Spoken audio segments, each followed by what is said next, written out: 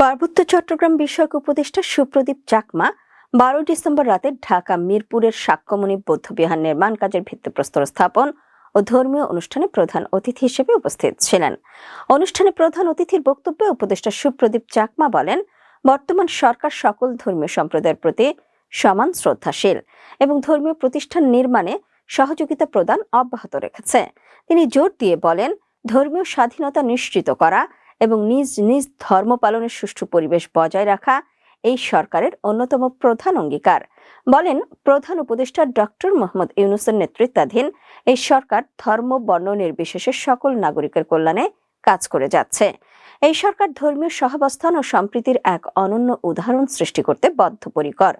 সাক্ষ্যমণি বৌদ্ধ বিহার নির্মাণে ভিত্তিপ্রস্তর স্থাপন তারই একটি সার্থক প্রমাণ। তিনি আরো বলেন, পার্বত্য চট্টগ্রাম বিষয়ক মন্ত্রণালয়ের জন্য বরাদ্দকৃত অর্থ পার্বত্য চট্টগ্রামের 3 জেলার সার্বিক উন্নয়ন, বিশেষ করে শিক্ষা, স্বাস্থ্য এবং বিভিন্ন ধর্মীয় সামাজিক কাজে ব্যয় হয়ে থাকে।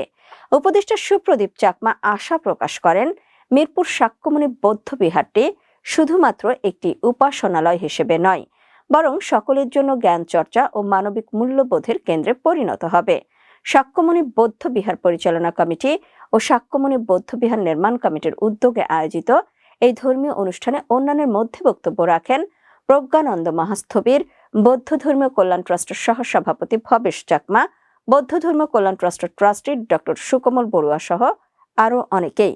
বক্তারা সকলেই এই মহৎ উদ্যোগের প্রশংসা করেন এবং সরকারের সার্বিক সহযোগিতার জন্য কৃতজ্ঞতা প্রকাশ করেন।